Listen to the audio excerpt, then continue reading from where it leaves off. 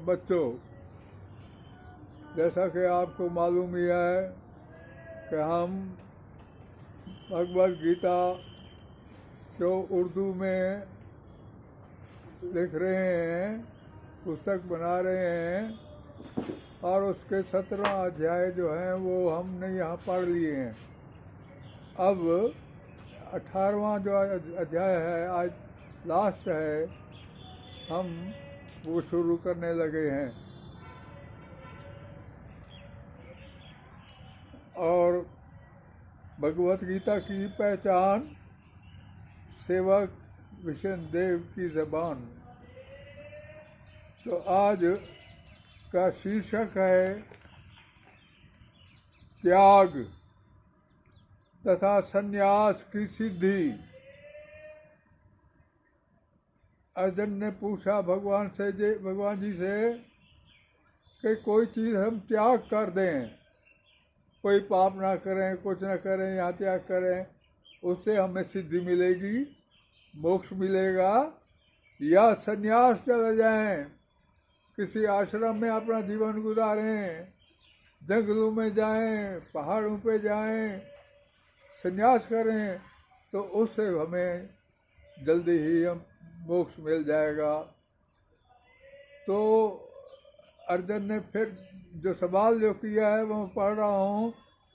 अर्जुन ने कहा, हे भगवान, मैं त्याग का उद्देश्य जानने का इच्छुक हूँ और मैं त्यागमय जीवन, संन्यास आश्रम का भी उद्देश्य जानना चाहता हूँ। दोनों चीज़ें वो कहता है, हमें बताओ कि हम त्याग का करें या संन्यास का। असल में भगवत गीता 17वें चैप्टर में समाप्त हो जाती है। जो 17 हम कर चुके हैं, तकरीबन भगवत गीता समाप्त हो सकती है, लेकिन 18वें अध्याय तो पहले बताए गए विषयों की समरी है, जो हम विषय डिस्कस कर चुके हैं उनकी समरी है। पहले 6 अध्यायों में भक्ति योग पर बल दिया गया है। अगले 6 अध्यायों में शुद्ध भक्ति, उसकी प्रकृति तथा कार्यों का जिक्र है। इसके बाद के जो 6 अध्याय हैं उसमें ज्ञान, वैराग्य, अपरा तथा परा प्रकृति के कार्यों का और उनकी भक्ति का जिक्र है। मुख्तर तौर पर यह कहा गया कि सारे कार्यों को परमेश्वर से युक्त होना चाहिए। भगवान जी कहते हैं सारे काम जो करते हो, चाहे संन्यास के हों, चाहे त्याग के हों, सारे काम जो है भगवान का नाम लेकर ही शुरू करो और समाप्त करो। वो कहता है परमेश्वर से युक्त होना चाहिए, जो ओम तत् सत शब्दों से प्रकट होता है। 3 शब्द ऐसे मैंने पहले भी बताए थे पहले अध्याय में कि ओम जो है वो भगवान की जो है निशानी है, भगवान का नाम है। पहले हम लिखते हैं ओम, भगवान का नाम पूरा ना लेकर हम ओम कह देते हैं, ये समझ लो हमने भगवान को याद कर लिया। ये किसका नाम है भगवान का? ये शब्द जो है ओम तत्सत शब्दों से प्रकट होता है, और ये शब्द जो हैं ये परम पुरुष विष्णु के सूचक हैं। इसका मतलब है भगवान विष्णु को हम याद कर रहे हैं। 3 जो है मैंने पहले बताए थे। ओम जब कोई शुरू करते हैं तो हम बोलते हैं, और जब बीच में भगवान का नाम ले लेते हैं, लेकिन लास्ट में जब समाप्त करते हैं तब हम कहते हैं ओम तत्सत। सत ज़रूरी है। हालांकि ऊपर बहुत कुछ कहा गया है, लेकिन फिर भी इस अध्याय के जो 78 चैप्टर हैं, इसमें टेक्स्ट हैं, इसकी तशरीह इनकी व्याख्या दोबारा की गई है। इनमें सब विषयों पर फिर प्रकाश डाला गया है। इस श्लोक में अर्जुन ने त्याग और संन्यास के बारे में पूछा है। त्याग, भगवान जी त्याग के बारे में पहले बताते हैं। सबसे पहले हम त्याग के बारे में बताते हैं। कुछ विद्वान कहते हैं कि समस्त प्रकार के साकाम कर्मों को दोषपूर्ण समझकर त्याग करना चाहिए। भगवान जी कहते हैं बहुत, हर अपना अपना एक वो है, विचार है विद्वानों का।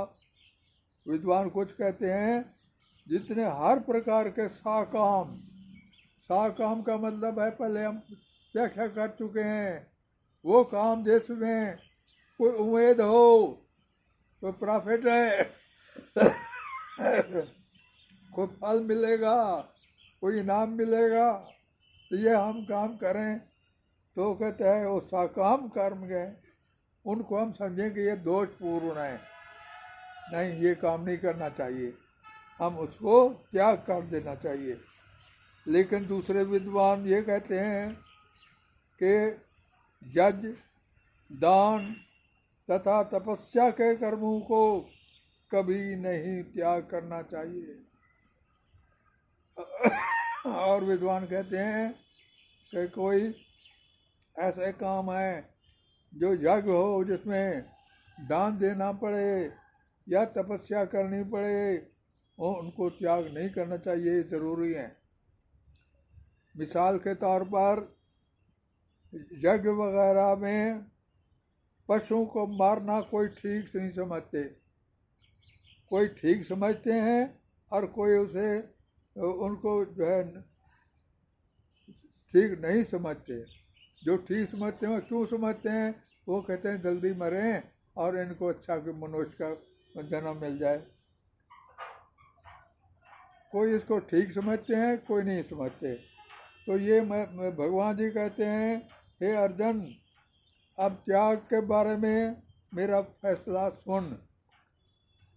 त्याग के बारे में फिर अभी तक चल रहा था मामला, लेकिन फिर भी वो बता रहे हैं, अर्जुन, शास्त्रों में त्याग 3 प्रकार का बताया गया है। 3 प्रकार का त्याग, क्योंकि जिस आदमी के अंदर जो गुण हैं, जो प्रकृति के गुण हैं, अब वो उनके हिसाब से वो त्याग होता है। जिस गुण में से त्याग किया गया है, वो उस गुण का जो है वो त्याग समझा जाता है। सतोगुण, रजोगुण और तमोगुण। अब त्याग के बाद फिर संन्यास के तत्वों के बारे में भी बताने से पहले त्याग के विषय को भगवान जी कहते हैं हम विस्तार पूर्वक बताते हैं। त्याग को अभी और विस्तार पूर्वक बता रहे हैं भगवान जी। यदि कोई व्यक्ति, वो क्या बताते हैं, यदि कोई व्यक्ति मोहवश नित्य कर्मों का परित्याग कर देता है तो उसे त्याग को तामसी कहते हैं। यानी मोहवश, कोई लालच में आकर, प्यार के लालच में आकर, तो जो नित्य कर्म है अगर नित्य कर्मों को भी वो त्याग कर लेता है, वो त्याग जो वो तामसी होता है। और जो व्यक्ति नित्य कर्मों को कष्ट देने वाले समझकर या शारीरिक क्लेश के लिए त्याग देते हैं, उनको कहा जाता है कि वो ये त्याग जो है वो रजोगुण होता है। यानी क्या मतलब, अरे यार बहुत कष्ट हो जाएगा, ऐसा काम क्यों करें, हालांकि वो तुम्हारे शरीर को क्लेश पहुँचेगा, ये तो ऐसे जो है ये त्याग जो है ये रजोगुण होता है। ऐसा करने से कभी त्याग का उच्च फल प्राप्त नहीं होता। तीसरा, हे अर्जुन, जो व्यक्ति जो व्यक्ति कर्तव्य को कारण मानकर करता है, ये करता है कि ये मेरा कर्तव्य है, ये करना है, और समस्त भौतिक संगति तथा फल को, आसक्ति को त्याग देता है, तो उसका त्याग जो है वो सात्विक है। यानी वो फल की आसक्ति को, यानी ये ना कहे कि मुझे इससे फल कुछ मिलेगा, ये काम करूं, है, तो उसको अगर वो त्याग कर देता है तो वो त्याग जो है वो सात्विक होता है। फिर भगवान जी कर्म के बारे में बताते हैं, कर्म के बारे कैसे कर्म करने चाहिए। हे अर्जुन, वेदांत के अनुसार समस्त कर्म को की पूर्ति के लिए 5 कारण हैं। कोई काम करना हो उसके 5 कारण जरूर हैं। कौन से? मुझसे सुन, भगवान जी कहते हैं मुझसे सुन। हर प्रकार के लिए 5 कारण। काम यानी कर्म का स्थान शरीर, पहले शरीर होना चाहिए। फिर आत्मा, अगर आत्मा ही नहीं, शरीर पड़ा हुआ है मरा हुआ, तो उसमें कैसे काम कोई करेगा? आत्मा होनी चाहिए। फिर परमात्मा होना चाहिए, परमात्मा अंदर होता है, ठीक, सब कुछ कल्याण है। तो फिर तीसरा, विभिन्न इंद्रियां जो हैं, मन है और ये और इंद्रियां हैं, तो वो भी अगर काम करना छोड़ दें, ना करें, तो काम नहीं हो सकता। तो यानी ये 5 बातें बता दी हैं उसने, शरीर, विभिन्न इंद्रियां, जीव, परमात्मा, और फिर लास्ट जो है वो बताई भगवान ने, हर प्रकार की कोशिश। कोशिश नहीं करोगे तो काम कैसे होगा? ये 5 कर्म के कारण हैं। परमात्मा हृदय में मित्र के तौर पर मौजूद है। परमात्मा जो है वो, परमात्मा की मर्जी होती है तो वो काम होता है, परमात्मा की मर्जी नहीं होती वो काम नहीं होता। लेकिन वो मित्र के तौर पर काम करता है। वो जो अच्छा रास्ता होता है वो बताता है, जो बुरा रास्ता है उसको त्याग करने के लिए कहता है। तो मित्र के तौर पर मौजूद है भगवान वहाँ पर। इन 5 में मुख्य जो है परमात्मा है। इसकी राजी से सब काम होते हैं, बिगड़ते हैं या होते हैं। मनुष्य अपने शरीर, मन या वाणी को भी सभी अनुचित कर्म को बताता है, करता है। यानी आदमी जो है, फिर परमात्मा के बाद जो है मनुष्य, जो हमारा आत्मा है, वो फिर शरीर भी कैसा है, मन कैसा है, वाणी कैसे बोलता है, कैसे काम होता है, तो इन 5 का कारणों का फल स्वरूप होता है।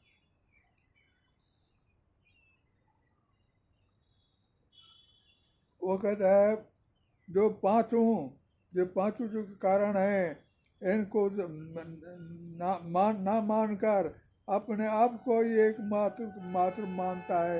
एक आदमी जो है 5 इन कारणों को नहीं मानता और अपना आप कहता है कि मैं ही करने वाला हूँ, मैंने ये काम कर दिया है, वो निश्चय ही बहुत बुद्धिमान नहीं होता और वस्तुओं को सही रूप में नहीं देख सकता। जो चीज़ें हैं उनको सही चीज़ों से नहीं देख सकता। वो किसी काम को करने से पहले, अब भगवान जी बताते हैं कि काम कैसे होते हैं। पहले वो कहते हैं, भगवान कहते हैं प्रेरणा मिलती है। प्रेरणा मिलती है या वो अच्छे गुरु से मिल जाए या कोई अपना उपदेश किसी से मिला हो, उससे मिल जाए तो प्रेरणा मिलती है। इंसान सोचता है, अनुभव करता है। ये प्रेरणा चाहे वो शास्त्रों से मिली हो, चाहे वो किताबों से पढ़ा हो, चाहे वो किसी गुरु से पढ़ा हो, प्रेरणा जरूरी है। इसके बाद इंद्रियों की मदद से मन, बुद्धि और वचन वगैरह से इंसान यानी कर्ता कर्म करता है। फिर बाद में फिर अपने मन लगाता है, बुद्धि लगाता है। अब फर्ज गया, मैं एक मिसाल देता हूँ।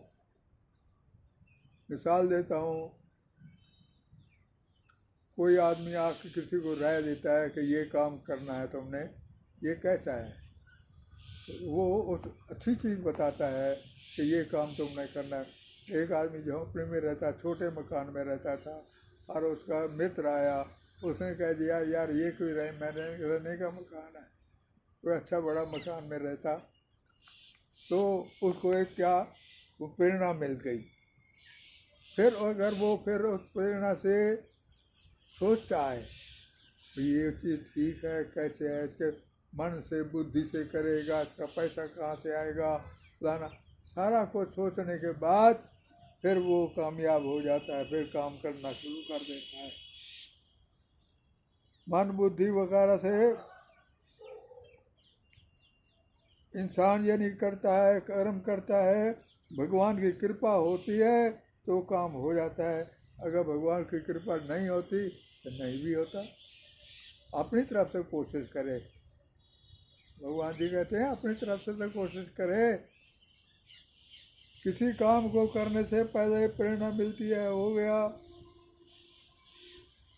वो कहता है जो मिथ्या और अहंकार से प्रेरित नहीं है, जिसकी बुद्धि बंधी नहीं है, वो इस संसार में मनुष्यों को मारता हुआ भी वो नहीं मारता। वो कहता ऐसा है जिस आदमी जो है अहंकार नहीं है और उसको मिथ्या नहीं है और बुद्धि उसकी बंधी हुई नहीं है, बुद्धि खुली है, लेकिन वो किसी को मारता है। अगर वो संसार में कोई ऐसा काम करता है, प्रेरणा मिथ्या जिसकी बुद्धि बंधी नहीं है, वो इस संसार में मनुष्यों को मारता हुआ भी नहीं मारता। एक आदमी जो है किसी को मार देता है, लेकिन उसकी अटेंशन नहीं थी, पता नहीं वो कैसे किसी के आर्डर से किया है। फिर भगवान जी जो है उसको मिसाल देते हैं कि वो अपने कर्मों से बंधा हुआ है। क्योंकि एक मिसाल देते हैं कि एक मिलिट्री में एक सेनापति है और वो आज्ञा देता है कि यहाँ मारो, और एक सोल्जर जो है वो उनको मार देते हैं, तो उनका पाप नहीं है। क्यों? उन्होंने तो अपने आज्ञा का पालन किया है। जो अपने उसका लीडर हैं या सेनापति हैं, उनकी आर्डर का जो है पालन किया है, तो उसको भगवान जो है सजा नहीं देते। ये प्रकृति के 3 गुणों के मुताबिक, अभी फिर वही आगे गुण 3 गुण हर जगह पे काम जो हमारे होते हैं उन गुणों के हिसाब से होते हैं। अगर सतोगुण है तो अच्छे होते हैं, रजोगुण होते हैं तो दरमियानी होते हैं, और तमोगुण होते हैं तो बिल्कुल गए गुजरे होते हैं। अब 3 चीज़ बताता है भगवान को, ज्ञान, कर्म तथा कर्ता के जो 3 जो हैं ये भेद हैं। भगवान जी कहते हैं ज्ञान, कर्म तथा कर्ता के 3 भेद हैं। भगवान जी कहते हैं कि अब इनके बारे में तुम मुझसे सुन। ज्ञान, कौन सा ज्ञान होता है सतोगुण वाला, कौन सा ज्ञान जो है वो रजोगुण वाला है, और कौन सा ज्ञान जो है वो तमोगुण वाला है। जिस ज्ञान से अनंत रूपों में विभक्त सारे जीवों में एक ही अविभक्त आध्यात्मिक प्रकृति देखी जाती है, उसे ही सात्विक जानो। वो तो वो ज्ञान जो है सात्विक है। फर्ज क्या है, एक इंसान कहता है कि ये काम यार वहाँ करने से ये काम हो जाएगा, ये ठीक है, और कोई और आता है वो भी कहता है ठीक है, एक और भी आता है वो भी कहता है ठीक है, तो कहता है वो जो है काम जो है वो ज्ञान जो उसने सोचा है और जिसने ज्ञान दिया है, अब वो ज्ञान जो है वो सात्विक है और वो सतोगुण वाला है।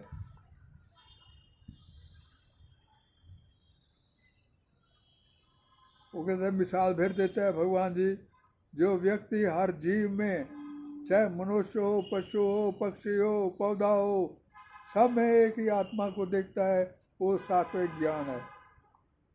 अब देखो हम कहते हैं यार ये तो कुत्ता है, ये तो बिल्ली है, ये नहीं समझते वे सब में जो है आत्मा एक ही है। जो आदमी समझता है कि आत्मा एक ही है सब में, हम भी कुत्ता बन सकते हैं, बिल्ली बन सकते हैं, अगले जन्म में अपने कर्मों के अनुसार ही बनना है।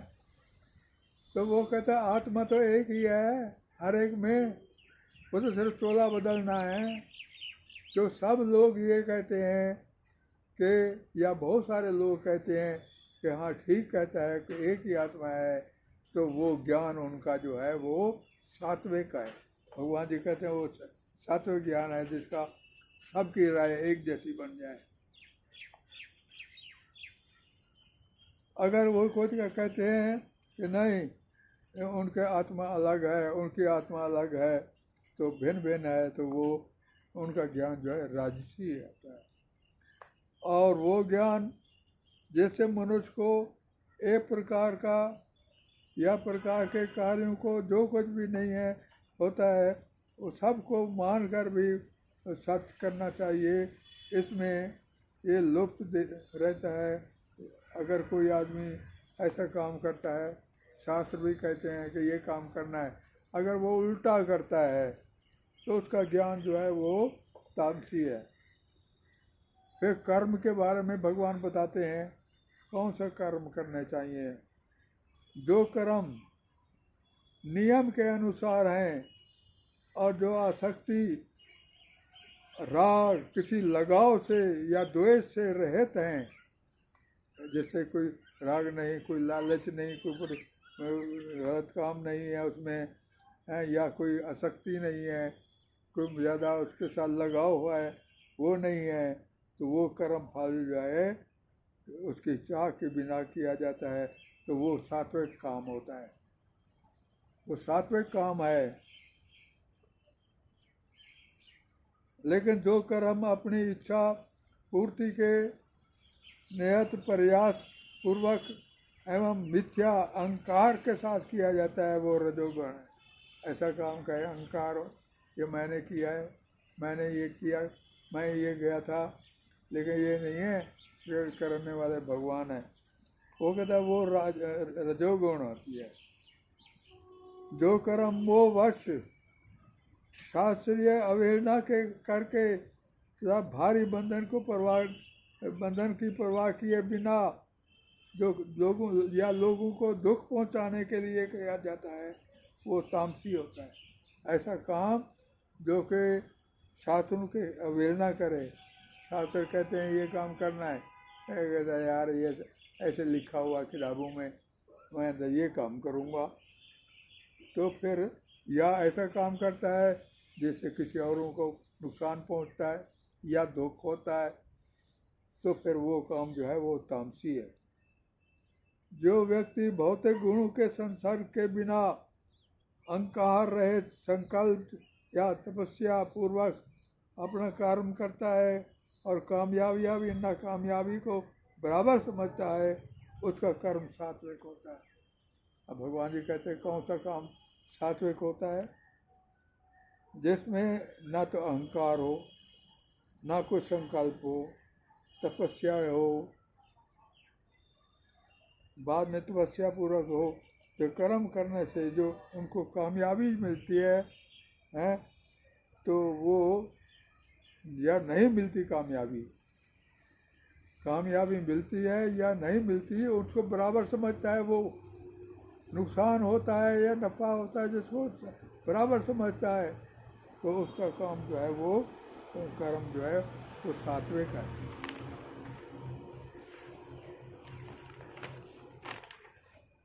जो कर्ता कर्म तथा कर्म फल के प्रति आसक्त होकर फलों का भोग करता है, यही वो काम जो है जो कर्ता करने वाला जो है वो फलों का भोग करना चाहता है कि इसके फल मिलेंगे, ये लड़का है ये बड़ा हो जाएगा, या हमें फल, यानी कोई भी ऐसा काम हो, ये दरख्त लगाते हैं इसके इतने फल हो जाएंगे, इतने खाऊंगा, इतने बेचूंगा, तो मतलब ये है सारा जिनको फलों का उसका भोग करना चाहता है वो लोभी होता है और सदैव ईर्ष्यालु होता है, अपवित्र होता है और सुख दुख से विचलित होने वाला नहीं है, वो कर्म जो है वो राजसी है। और जो कर्म सदा शास्त्रों के आदेशों के खिलाफ होता है, वो तो हर एक जगह में ऐसा है। जो शास्त्र लिखते हैं और जो खिलाफ उल्टा चलता है वो हमेशा जो है कपटी होता है और वो आलसी होता है। भौतिकवादी है तो आलसी है, वो तमोगुण कहलाता है। वो काम जो है वो तमोगुण है। भगवान जी कहते हैं कि अब मैं तुम्हें किसी किस्म की बुद्धि और धृति के बारे में भी प्रकृति के कर्मों के अनुसार बताऊंगा। अप्राकृतिक के जो गुण हैं, ये सत्य गुण, रजोगुण और जो तमोगुण, ये कहते हैं मैं बताऊंगा ये बुद्धि इसकी सतोगुण की है या नहीं है, या रजोगुण की है या धृति जो है। तो बुद्धि और धृति के बारे में भगवान बताते हैं कि हे अर्जुन, वो बुद्धि सतोगुणी है जिसके ज़रिए मनुष्य ये जानना चाहता है कि क्या करने के काबिल है और क्या करने के काबिल नहीं है। किसी से डरना चाहती है या किसी से नहीं डरना, ये अच्छा है या बुरा है, जिसको ये सारी तमीज़ है, समझ लो उसकी बुद्धि जो है तेज़ है, सतोगुणी है। यानी एक आदमी कहता है यार फलाना ये काम करना है, तो अपनी बुद्धि से सोचो ये काम ठीक है या गलत है। अगर ठीक है और है भी ठीक, बाकी सब दुनिया ठीक कहती है, तो उसकी बुद्धि जो है वो सतोगुण है। जो बुद्धि धर्म तथा अधर्म करने के लायक या ना करने के लायक इसमें फ़र्क नहीं जानती, ये धर्म के कर्म करने लायक है या नहीं है, ये अधर्म है, धर्म है या अधर्म है, या अच्छा है या बुरा है, जिसकी बुद्धि काम नहीं करती वो राजसी बुद्धि होती है। और जो बुद्धि मोह और अंधकार को छोड़कर धर्म को अधर्म और अधर्म को धर्म मानती है, उल्टा है धर्म अधर्म वाली बात है, हम वो कहता है नहीं यार ये तो अधर्मी लोग करते हैं, और कोई अधर्मी होता है उसको कहता है मेरे धर्म वाली यही है। तो ये उल्टा जो करता है वो हमेशा उल्टे काम में दिलचस्पी रखती है, उसकी बुद्धि जो है वो तामसी होती है। फिर है धृति। धृति इंसान के अंदर सब्र है, शक्ति है, बर्दाश्त। जो धृति मन, प्राण और इंद्रियों के कामों को वश में रखती है। देखो धृति जो है, कभी कभी इंसान जाता है कि डॉक्टर ने बताया तुमने मीठा नहीं खाना, तो अंदर जलेबी वाला बैठा है कि आदमी का मन करता है यार जलेबी खा लो। तो मन बुद्धि यानी जो है वो उसके मुताबिक जो नहीं करता है वो धृति। अगर वो मान रहा है कि नहीं खाना तो उसकी धृति तेज़ है, सात्विक है। अगर वो नहीं मानता तो उसकी जो उल्टा जाता है तो वो राजसी है। और जो धृति जो है बिल्कुल ना किसी डर है, ना किसी के मोह है, ना कुछ है, तो वो उसकी धृति जो है वो ना मोह अपना देखता है ना पराया देखता है, चल मेरे भाई जैसा है काम करो, तो उसकी धृति जो है वो बिल्कुल तामसी होती है। अब भगवान जो है अब 3 किस्म के सुखों के बारे में बताते हैं। 3 किस्म के सुख होते हैं। वो सुख जो शुरू में जहर जैसा लगता है, पहले कोई काम लगता है। अब जब कोई हमेशा हमारे इंडिया में तो जीतते रहे थे, पहले वो जो प्लेयर आए और कुछ अपने कुछ न कुछ काम ठीक नहीं करते थे तो वो समझते थे तो कोई बात नहीं है, इसका अंजाम जो होगा वो हमारे सब जीतेंगे। यानी जिसका वो कहता है, भगवान जी कहते हैं सुख तो वो है जो पहले जहर जैसा लगता है और आखिर में अमृत के बराबर हो जाता है, वो सुख सात्विक है, वो सुख सात्विक है। पहले तो गंदा लगाए और फिर उसका रिजल्ट जो है वो ठीक हो जाए, और वो सुख सात्विक का है। जो सुख जो है इंद्रियों के जरिए उनके संसर्ग से प्रेरित होता है, और जो शुरू में तो अमृत होता है और बाद में जो जहर बन जाता है वो राजसी होता है। और जो सुख नींद, आलसी और मोह से मिलता है वो तामसी होता है। वो कहते हैं सोए रहो। तो जो सोए रहने से या आलस करने से, समझा, तो मोह करने से जो सुख मिलता है पता है चलो इसके साथ प्यार ही कर लो। तो ये सारा सुख जो है ये जो तामसी है, और वो शुरू से आखिर से तक जो है दुख की दुख पाता रहता है। जो आदमी आलसी है, मोह है, नींद में रहता है, वो हमेशा उसका जो सुख है और वो हमेशा आखिर से तक जो है वो मिलता रहता है। तो मेरे ख्याल में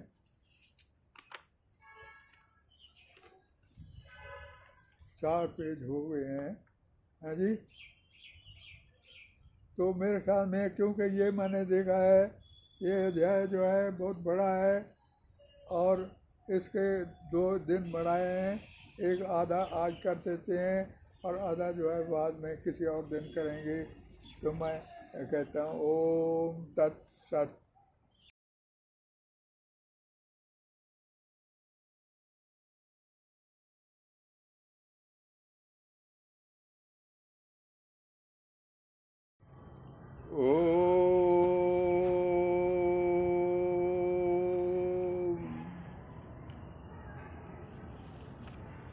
श्रीमद् भगवत गीता की पहचान सेवक विष्णु देव की ज़बान।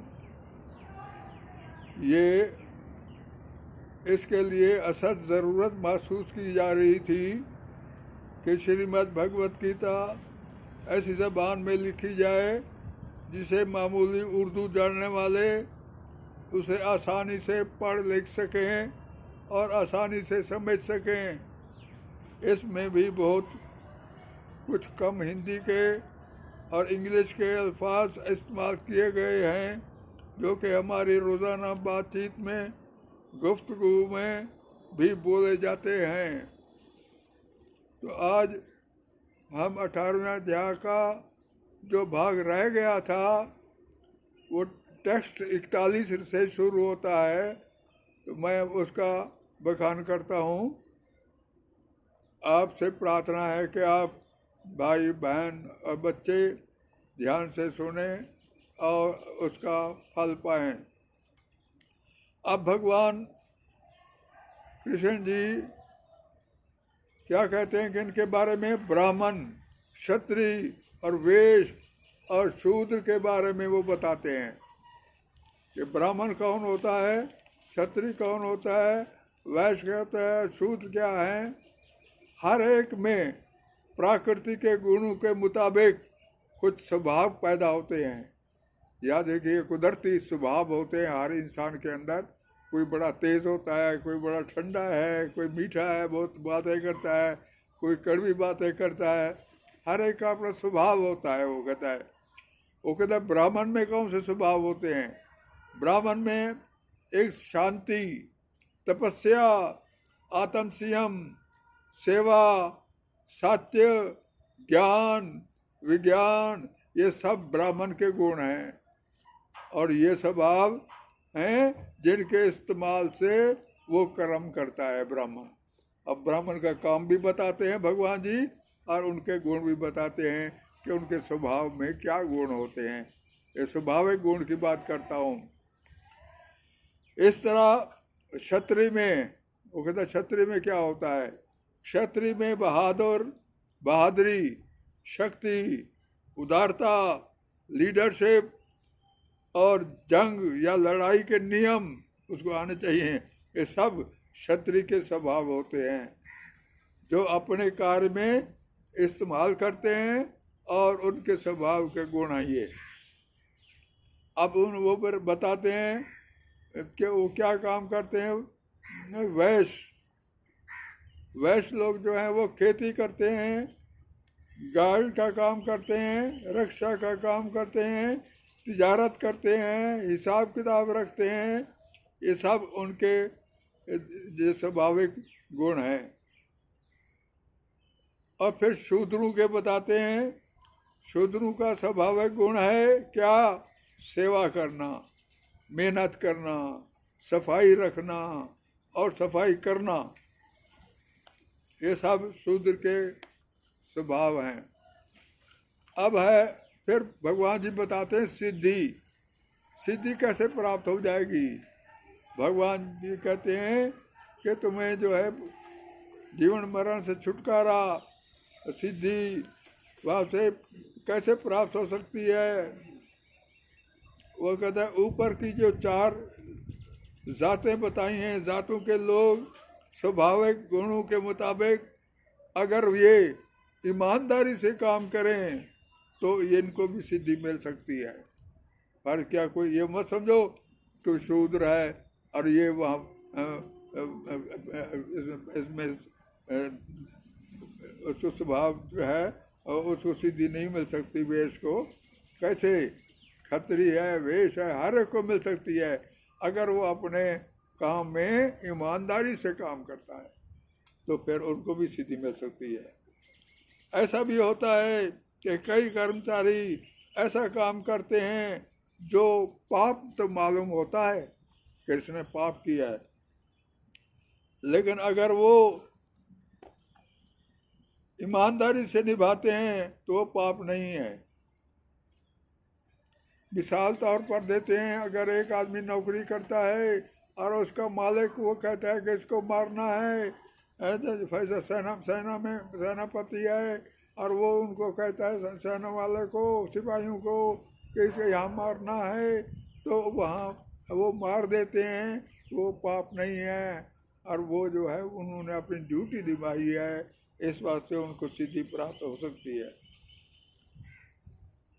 अब भगवान जी जो है परम सिद्धि, जैसे परम ज्ञान की प्राप्ति होती है, ये परम सिद्धि जो मिलती है कैसे मिल सकती है उसके मुताबिक जो है वो बताते हैं। और इन नीचे जो कौन से बातों में जो है कर्म से, कौन से कर्म हैं उनसे मिलती है सिद्धि। पहला, इंद्रिय तृप्ति के विषयों का त्याग करना। हमारे अंदर जितनी हमारी इंद्रियां हैं, मैंने बताया वो था कर्म इंद्रियां, और जैसे कान है, आँख है, नाक है, ज़बान है, ये सारी इंद्रियां हैं, तो इनसे जो काम करते हैं हम इन पर जो है कंट्रोल करना है या इनको त्याग करना है। कंट्रोल का मतलब तो है त्याग भी कर दो, यानी किसी को मारना नहीं, किसी को गाली नहीं देनी, किसी को तंग नहीं करना, किसी से सताना नहीं। ये सारी हमारी इंद्रियों की तृप्ति करनी है, इंद्रियों की तृप्ति होती है। दूसरा, धैर्य पूर्वक मन जो है कंट्रोल में रखना चाहिए। मन को कंट्रोल में रखो।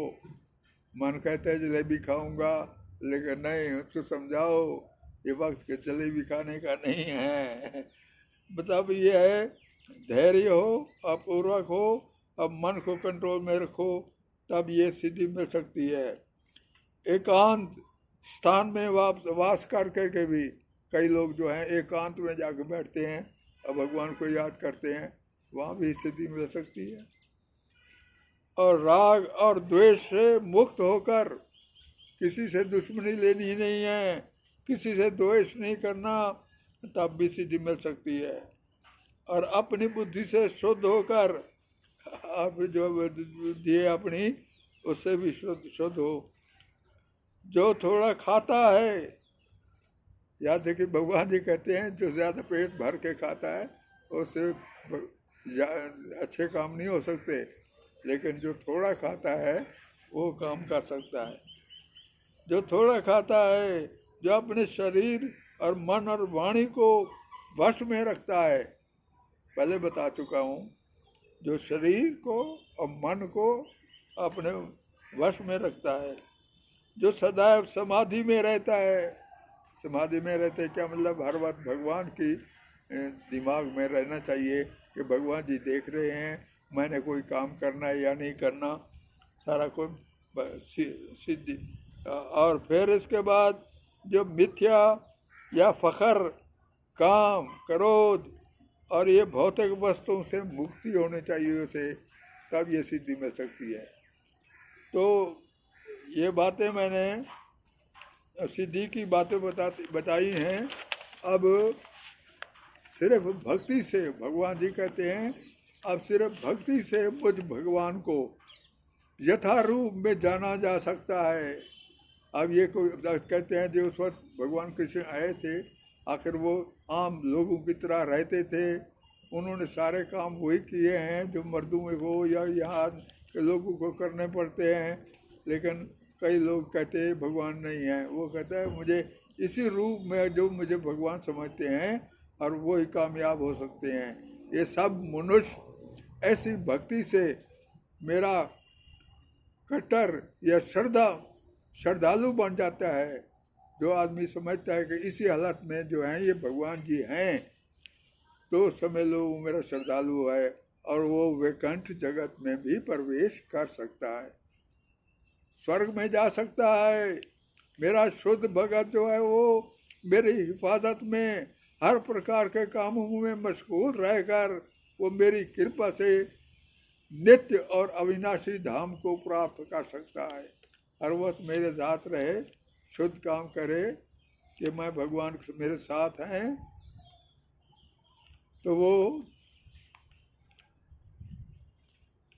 पहुंच सकता है अपना इसमें शुद्ध कामों के लिए। तो भगवान जी कहते हैं कि अगर तुम मेरे, अब अर्जुन समझाते हैं अर्जुन को, ओ बात सुन अर्जुन, भगवान जी कहते हैं कि अगर तुम मेरे आदेश के मुताबिक काम नहीं करते, जो मैंने आदेश दिए हैं, अगर तुम मेरे आदेश के मुताबिक काम नहीं करते और लड़ाई में शामिल नहीं होते तो तुम गलत रास्ते पर जाओगे। इसलिए अपने सौभाग्यवश को युद्ध में लगाओ, तुम क्षत्रिय हो और अपना युद्ध लड़ो।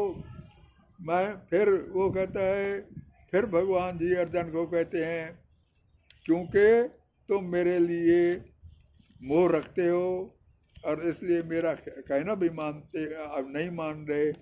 एक क्षत्रिय का स्वभाव है कि वो लड़े, इसलिए अपने स्वभाव से पैदा जो कर्म है उनसे मजबूर होकर तुम्हें लड़ना ही चाहिए।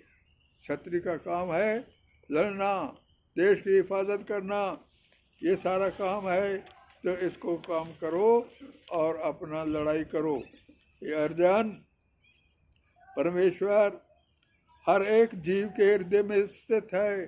भगवान जी कहते हैं ईश्वर जो है हर एक के जीव में है और वो भौतिक शक्ति के बल से, भौतिक शक्ति जो है अंदर शरीर की शक्ति जो दे रखी है भगवान ने, उसके बल से चक्र पर चढ़े हुए घोड़े की तरह घुमाता है। ये भगवान जी ने मिसाल दी थी, जिस तरह एक बर्तन बनाने वाला उस घुमाता रहता है मिट्टी को और वो बर्तन बनता रहता है, इस तरह से वो भगवान भी ने सारे काम ऐसे कर रखे हैं कि उनकी इमदाद भी करते हैं और उनको सजा भी देते हैं भगवान जी। हे भारत, सब प्रकार से उसी की शरण में आओ, भगवान जी की शरण में आओ भारत अर्जुन, उसकी कृपा से तुम परम शांति को पा सकोगे। इस प्रकार मैंने तुम्हें गुप्त ज्ञान दे रखा है। जो गुप्त ज्ञान था सारा ये बताया है कि सिद्धि कैसे मिलती है। इस बार मेरी पूरी जो है मनन करो। अब जो चाहो तुम्हारी साफ मर्जी है करो, मैंने तुम सबको बता दिया है। भगवान जी कहते हैं कि जितने मेरे प्राप्ति के साधन हैं, मुझे जो जो मुझे भगवान जी को पाना चाहता है, मेरी प्राप्ति करना चाहता है, वो भी मैंने तुझसे कह दिए हैं। अभी जो पहले मैंने बोले हैं सारे कि वो अपना ऐसे ये काम करे ये काम करे तब भगवान मिल सकते हैं, तो सारे साधन ही बस कहते हैं मैंने बता दिए हैं।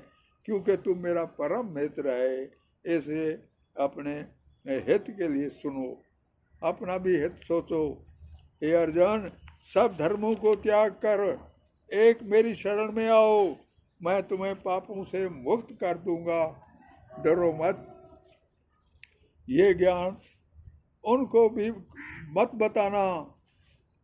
वो कहता है ये ज्ञान जो मैंने दिया है, ये गीता का सारा उपदेश दिए हैं, ये उन लोगों को मत बनाना जो नहीं सुनना चाहते, जो द्वेष करते हैं।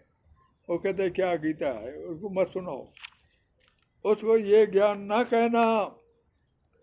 लेकिन जो ये परम ज्ञान, परम जो मैं गोपीय ज्ञान बताया है, जो मेरे भक्तों को सुनाएगा, और वो मेरी शुद्ध भक्ति के कारण, यानी शुद्ध भगत जो आप भी बन जाएगा, और शुद्ध भक्ति के कारण वो मेरे जो है मुझको भी प्राप्त करेगा, यानी औरों को बताएगा और उनको ज्ञान देगा, और फिर समझ लो कि वो मुझको प्राप्त कर रहा है। इससे बढ़कर मनुष्यों में मुझे कोई और प्यारा नहीं है। भगवान जी कहते हैं जो खुद भी अमल करे गीता पर और लोगों से भी ज्ञान दे, और ऐसा, और मुझे कहता है ऐसे आदमी से और कोई ज़्यादा प्यारा नहीं है और न कभी होगा। भगवान कहते हैं कि मैं घोषित करता हूँ कि जो हमारे इस पवित्र संवाद को सुनता है, जो पवित्र संवाद हुआ अर्जुन और भगवान जी के बीच में बातें होती ही हैं, वो कहते हैं इस पवित्र संवाद को जो सुनता है और अध्ययन करता है, वो अपनी बुद्धि से समझ लो मेरी पूजा करता है। यानी इसका मतलब ये है जो गीता का पाठ सुनता है, समझ लो मुझे पाने के लिए वो तैयार है। और जो श्रद्धा समेत द्वेष रहित होकर उसे सुनता है, वो सारे पापों से मुक्त हो जाता है। भगवान जी कहते हैं बस श्रद्धा से सुने, ध्यान से सुने और उस पर अमल करे, बस वो उसका बेड़ा पार है। और वो इन शुभ लोगों को प्राप्त होता है जहाँ पुण्य आत्माएं निवास करती हैं। ये चीज़ें हर एक को नहीं मिल सकता, भगवान के दर्शन या भगवान का ज्ञान जिनकी पुण्य आत्मा होती है उसको मिलता है। हे पार्थ, भगवान जी फिर अर्जुन को कहते हैं ये ज्ञान तुमने एकाग्रित चित्त से सुना है। एकाग्रित का मतलब यह तू और मैं बैठे हैं, बस मेरे से बैठ के यहाँ तुमने सुन लिया है। अब बताओ कि अब तुम्हारा अज्ञान और मोह दूर हो गया है। अर्जुन ने कहा भगवान आपकी कृपा से मेरे मोह का नाश हो गया है, मेरे मोह का नाश हो गया है, मुझे ज्ञान हो गया है और शक सब दूर हो गया है, और मेरी स्मृति शक्ति जो थी वो याददाश्त आ गई, याददाश्त जो है वो वापस आ गई है। अब मैं आपके आदेश के अनुसार कर्म करने के लिए तैयार हूँ। यानी क्या मतलब, मैं लड़ाई लड़ने के लिए तैयार हूँ। संजय ने धृतराष्ट्र से कहा, संजय जो धृतराष्ट्र राजा के साथ बैठा था, जो सारा कुछ बता रहा था कि क्या बातें हो रही हैं और लड़ाई का हाल क्या है, तो संजय ने धृतराष्ट्र से कहा राजन, भगवान श्री कृष्ण जी हैं और वीर अर्जुन का ये संवाद सुनकर मेरे रोंगटे खड़े हो जाते हैं, मैं कांपने लग जाता हूँ। श्री व्यास जी की कृपा से मैंने ये गोपीय बातें जो है भगवान कृष्ण की अर्जुन के साथ जो हुई हैं वो मैंने अपने कानों से सुनी है और आँखों से देखी है। इस ज्ञान को भगवान ने अपने मुख से भी कही है, सारी बातें भगवान ने अपने मुख से दी हैं। इस वास्ते मैं व्यास जी का, ऋषि व्यास जी ने आपको मैंने पहले बताया था कि उन्होंने इनको जो है देवी कान की शक्ति दी, देव आँख कर दिया धृतराष्ट्र को, ताकि वो जंग का हाल हवाल उनको बताते रहें, जो को सुनते भी रहें। संजय धृतराष्ट्र को कहते हैं कि जब मैं भगवान कृष्ण के अर्जुन के दरमियान इस हैरत अंगेज, इस निश्चयजनक और इस पवित्र वार्ता का बारंबार स्मरण करता हूँ, कहते मैं कहीं जा रहा हूँ, तब भी जो उनका जो आपस में हुआ था, बातचीत हुई थी, मैं अगर मुझे याद आती है तो उस हर लहजा कंपन से मैं गदगद हो जाता हूँ, कांपने लग जाता हूँ। हे अर्जन, मैं उनकी ये बातें या वार्तालाप याद करके हर्ष, परम हर्ष को प्राप्त हुआ हूँ। हे राजन को कहते हैं कि मैं तो इसकी बातें सारी सुनकर परम हर्ष को प्राप्त हुआ हूँ। जहाँ भगवान अपने विचार देता है संजय, जहाँ योगेश्वर कृष्ण है और जहाँ धनुधारी अर्जुन है, उस तरफ से ही विजय होगी, ये ऐसा मेरा मत है। तो आज जो है ये हमारा समाप्त होता है भगवत गीता का। तो इसके बारे में मैंने सबसे पहले बताया था कि भगवत गीता क्या है, और इसके बाद मैं आज थोड़ा सा वो बताता हूँ श्रीमद् भगवत गीता के बारे में, जो महात्मा गांधी के व्यू थे, विचार थे, वो जरा मैं पढ़ के सुनाता हूँ। महात्मा गांधी गीता को माँ के नाम से पुकारते हैं, पुकारते थे, यानी अब तो उन्होंने तारीर फरमाया कि जिसे छोटी उम्र में जबकि मेरी बुद्धि काम नहीं करती थी, कौन? महात्मा गांधी बता रहे हैं गीता के बारे में। वो कहते छोटा मैं था, जबकि मेरी बुद्धि काम नहीं करती थी, मेरी माँ मुझे ठीक राह बताया करती थी, और बड़ा होने पर जब जन्म देने वाली माँ इस दुनिया से चल बसी है, तो उसी वक्त से ये गीता रूपी माँ मुझे हर काम में राह दिखाती है। अब वो महात्मा गांधी भी यही कहते थे कि मेरी माँ जब मरी और उसको रास्ता बताने वाला नहीं था, लेकिन ये गीता रूपी जो मेरी माँ है, ये मुझे रास्ता दिखाती थी। जब कभी किसी मसले के मुताबिक मेरी बुद्धि काम नहीं करती थी, तब ये गीता माँ सवाल, इससे मैं सवाल करता हूँ, वो मुझे हिदायत करती है और इस मसले पर यह सवाल का हल भी बताती है जो मुझे घबराहट में डालता था। ये महात्मा गांधी के विचार हैं। लास्ट में मैं ये भगवत गीता अनेक रूपों में एक रूप दिखाई देती है। अब भगवत गीता के बारे में पहले मैंने बता चुका था, भगवत गीता अनेक रूपों में एक रूप दिखाई देती है, अनेक आत्माओं में एक आत्मा दर्शाती है। वो बताती है कि सब आत्माएं एक हैं, चाहे जानवर की है, चाहे किसी पक्षी की है, जो भी हैं वो सब आत्माएं एक हैं, वो जा सकती हैं, ट्रांसफर हो सकती हैं। तो ये गीता जो है ये प्रेम वाणी है, प्रेम वाणी है, जो गाय, कुत्ते, चंडाल और ब्राह्मण के अंतर्गत एक ही आत्मा का दर्शन कराती है। क्यों? गीता गीता बताती है कि सब जगह गाय है, कुत्ता है, जानवर है, पक्षी है, चंडाल है, ब्राह्मण है, वो सब में आत्मा जो है वो एक ही है। वो सब साहिब अकल किसी आदमी को बताती है, यानी उस आदमी को अकल वाला आदमी से कहती है गीता, जो सबसे प्रेम रखे और किसी से नफरत ना करे, अपने फर्ज का ख्याल करे, सेवा को सबसे ऊंचा धर्म माने, ऐसी भगवत गीता कहे के कर्ता महर्षि वेद व्यास को बारंबार प्रणाम। क्योंकि गीता जी वो गीता लिख गए और व्यास जी, हम भी लास्ट में महर्षि वेद व्यास को भी परम बार बार प्रणाम करते हैं। पर आप सबका भी धन्यवाद है कि आप लोगों ने प्रेम पूर्वक ये सब गीता के पाठ को सुना, और मैं कुछ अपना विश्वास रखता हूँ कि आप इस पर अमल भी करते रहेंगे। न सिर्फ आप खुद करेंगे, बाकी और लोगों को भी अमल कराएंगे। धन्यवाद।